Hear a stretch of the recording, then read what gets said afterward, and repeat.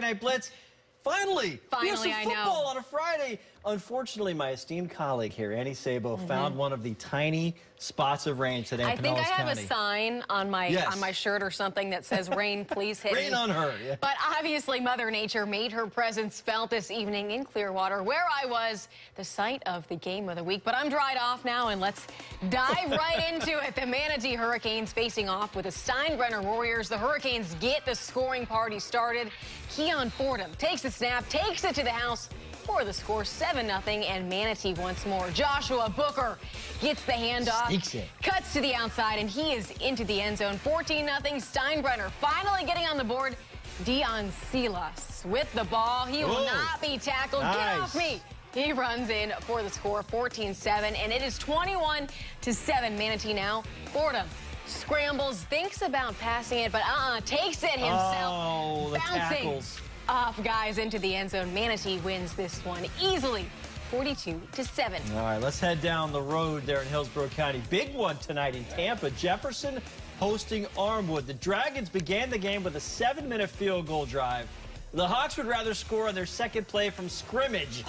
Brian Snead takes the handoff, goes 69 yards to put Armwood up 7-3. And you're thinking, okay, nice start by the Hawks. What would happen next? Well, here's the next possession. Just flip it to Jerome Ford. He's gone. This one's a measly little 67-yarder. 14-3 Armwood, and Ford is not finished. Neither are the Hawks. Jefferson punting here. James Miller gets the block. And Ford scoops it up. You know where that's going?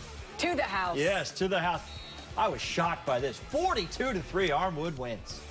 Well, after a slight weather delay, the Northeast Vikings in white at the Clearwater Central Catholic. Marauders in red. The Vikings, they would strike first. Quarterback Keon Gully throws a bomb to Kashif Edwards, who takes it in for the score after the extra point. Vikings up 7-0. A safety would put Northeast up 9-0. But here come the Marauders. Rory Hicks finds Jerron Newton. Tackle him. He reaches the end zone pretty easily, I might add. Vikings lead cut down to 2. They lead 9-7. The Marauders find themselves inside the red zone again. Hicks fakes the handoff, goes the other way with it, sprinting into the end zone to propel his team to a 14-9 lead in Clearwater. They run away with a 57-30 win. All right, nice job. All right, now it's time for our game of the week. The Mitchell Mustangs at the Clearwater Tornadoes, a program that went from zeros to heroes, according to the banner outside the stadium there. They really did have a magical 2016 run and already won a game against Countryside on Monday.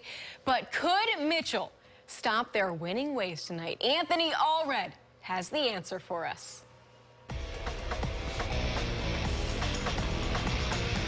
I'm Double A, and with the full slate of the Friday Night Blitz back in the Bay, what more can I say? Oh, to the highlights we go. The Tornadoes student body, proud and loud and ready to get wild. And this first play, in honor of National Hispanic Heritage Month, Antonio Toto Rojo with the call. Dios mío, ay caramba, mira aquí, oh mis comestibles. Jacob Mattis as un hombre malo. A couple of plays later, and Mattis from the gun, running for his life, completing a little more than 30% of his passes this season. Even better when he's throwing to players in the opposite uniform. And Samaj James' mama say, her baby's shy, but not when it comes to playing football. Now with the score still knotted at nothing, and the Tornadoes are on the move. Mattis throws a perfect strike to Brandon Demeter over the middle, and that would set up this. Jarius Williams, untouched, unharmed, unbelievable. Fire the cannon. Touchdown, Tampa Bay. But then, back come the Mustangs. And woo! Michael Hamilton, that boy is smooth. But it would take the Mustangs special teams to get them in the end zone.